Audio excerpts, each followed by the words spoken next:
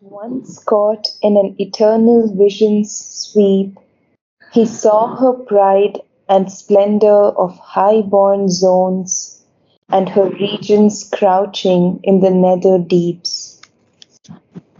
So, of course, we are in the glory and fall of life. And Ashwapati Sri Aurobindo is seeing all of these things.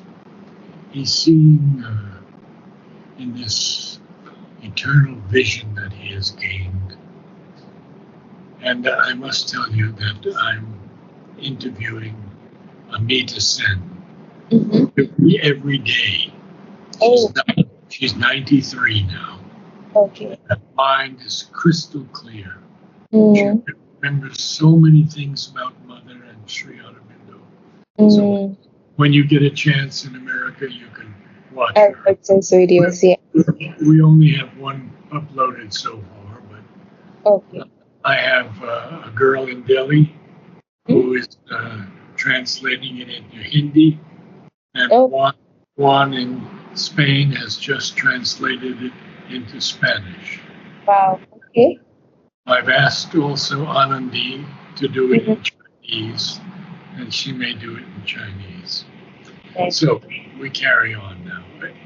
So in this eternal vision sweep, he's able to see her pride and splendor of these aristocratic zones, noble, highborn zones. Also, he can see her regions that are crouching in the nether deeps. So, Above was a monarchy of unfallen self. Beneath was the gloomy trance of the abyss, an opposite pole or dim antipodes. antipodes, Antipodes. Okay. things that are diametrically opposed to each other. Mm-hmm. So we see that there are regions of highborn zones, and there Mm-hmm. are regions that are in the nether deeps. Above was this monarchy, this supreme power of unfallen self, and beneath was the gloomy trance of the abyss. Again, Mm. the contrasting things, which is an antipodes, an opposite pole, or dim antipodes. There were vasts of the glory of life's absolutes.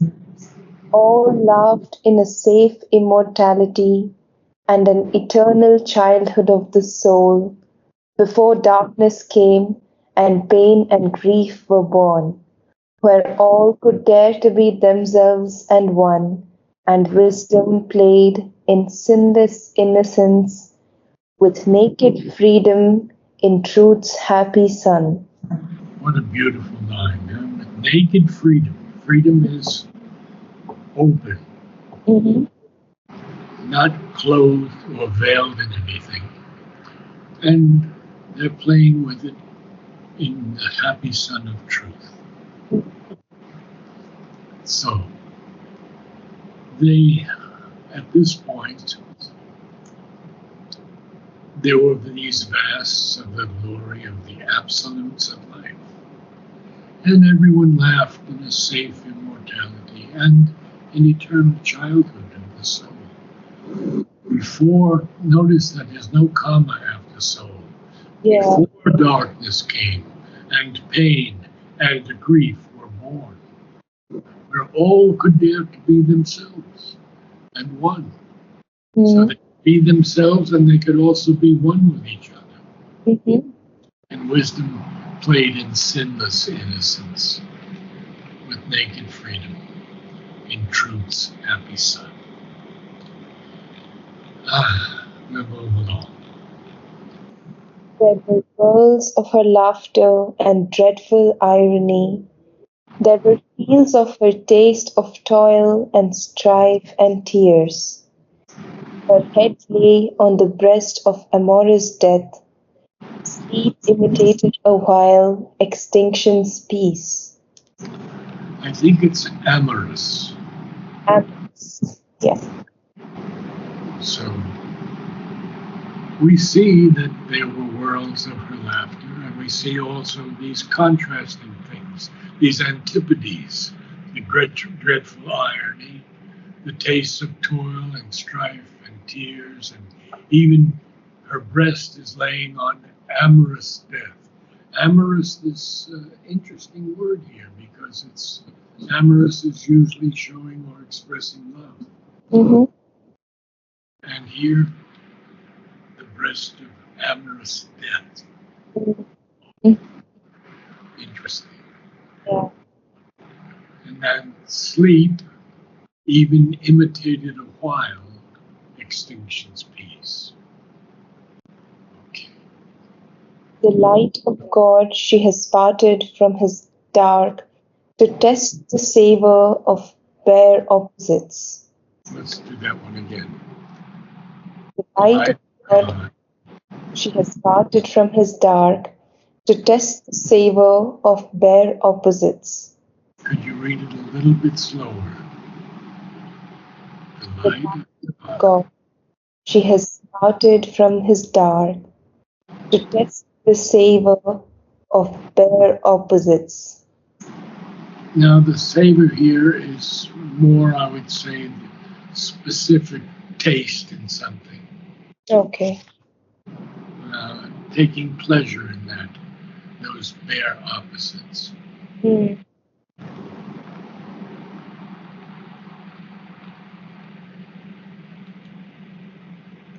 Here, mingling in man's heart, their tones and hues have woven his being's mutable design.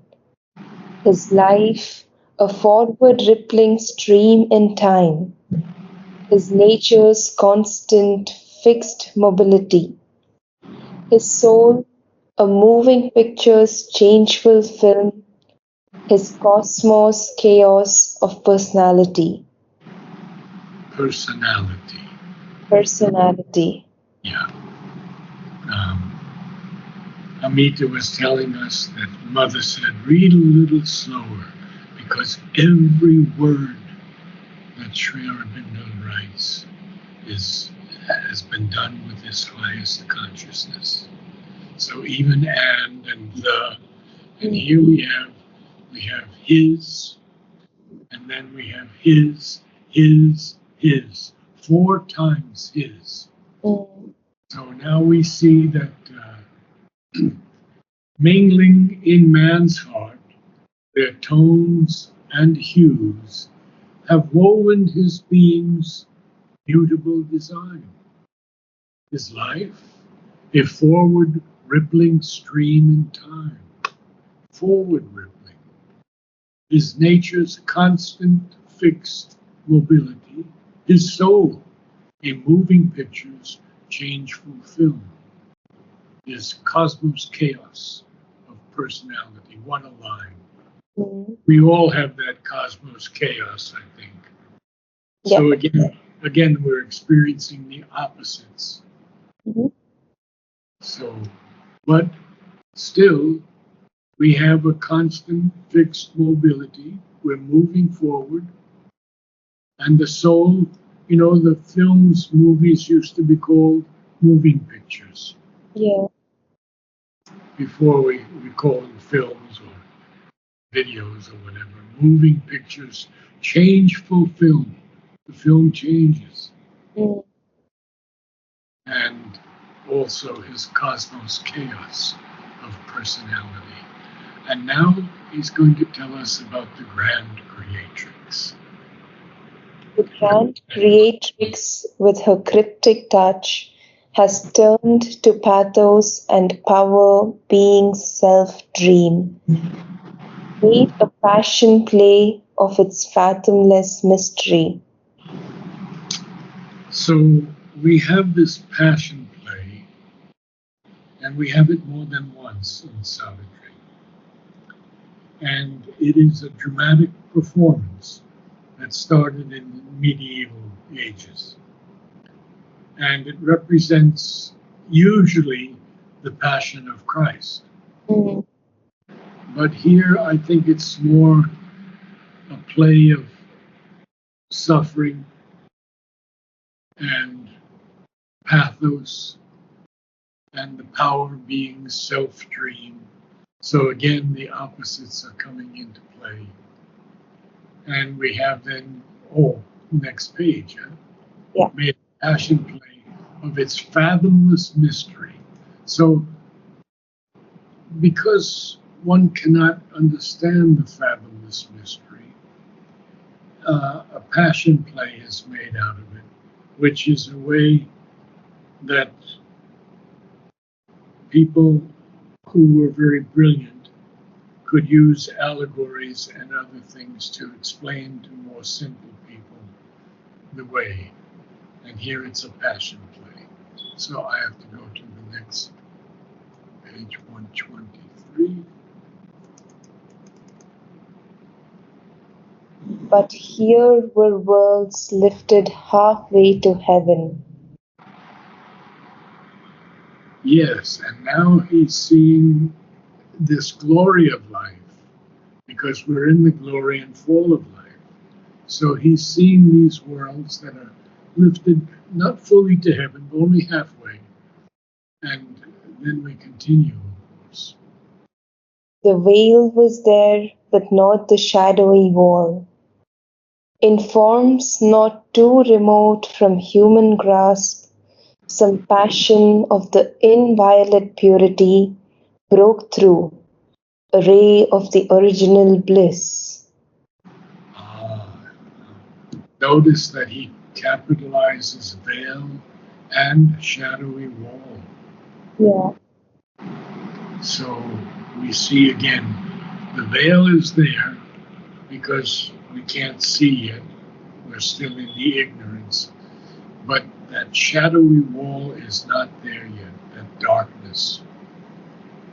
And in these forms that are not too remote from human grasp, some passion of the inviolate purity. Inviolate is unable to be violated Mhm. or profaned, broke through a ray of the original bliss, capitalizes bliss. He says in the Life Divine, uh, or rather in the synthesis of yoga, I'd rather, with the experience of pain and sorrow as its background, but a delight also self existent and independent of objects and particular experiences, a self delight, hyphenated, which is the very nature, the very stuff, as it were, of a transcendent and infinite existence. Magnificent. And then we have the next line, which is one sentence. Heaven's joy might have been earth's if earth were pure. Uh, and of course, Earth is not pure because she's still in the ignorance. And we know that matter is no longer just an inconscient lump of something, but it's a form of energy. And that form of energy is not yet focused on what it must focus, which is the original bliss. So, therefore, heaven's joys might have been Earth's if Earth were pure. Okay. There And then could, he's continuing here, yes. there could have reached our divinized sense and heart. Now, I would say there could have reached, not there could, but there could have reached. There, Da da da da da da. Short, long, there could have reached. Okay. there could have reached our divinized sense and heart some natural felicity's bright extreme, some thrill of supernature's absolutes. All strengths could laugh and sport on earth's hard roads, and never feel her cruel edge of pain. All love could play, and nowhere nature's shame. Now, there were a couple things here. You dropped your voice on extreme, and I wouldn't do that. There could have reached our divinized sense and heart. What? Some natural felicities right extreme, some thrill, see some thrill of supernature's absolutes. All strengths could laugh and sport on high roads and never feel a cruel edge of pain. All love. Now, it's not a hyphenated. We've often seen all love hyphenated, but it's not hyphenated here. So it's all love could play, and nowhere nature's shame. Carry on. But she has stabled her dreams in matter's courts, and still her doors are barred to things supreme. Now, stabled here is an interesting word, an interesting use of the word. In other words, it's put in a safe place, a firm place. Mhm. So she has put those dreams where? In matter's courts. And matter, we said, is a structure of energy. Mm. But it's a form of consciousness also. But in matter's courts, her doors are still barred to things that are supreme. Mm. So carry on. These worlds could feel God's breath visiting their tops. Some glimmer of the transcendence hem was there. Oh, that's a beautiful line, isn't it? Two beautiful lines. These worlds of glory and fall of life, could feel the breath of God that was visiting their highest realms, and some glimmer of the transcendence hem was there. Remember Mother wearing that great gown, Mm. and all the people of the earth Yes, I remember. being, yeah, and to touch the hem of the divine. Mother had this little squirrel, and it was eating at her hem. Oh. And so she asked one of her attendants, "Get me a cookie." And she fed the squirrel, and then every day he would come for his cookie. Okay, no, we'll carry on a little bit more. Oh no, yeah, we can go a few more. Across the white aeonic silences, immortal figures of embodied joy traversed wide spaces near to eternity's sleep. I would say it's traversed. Traversed.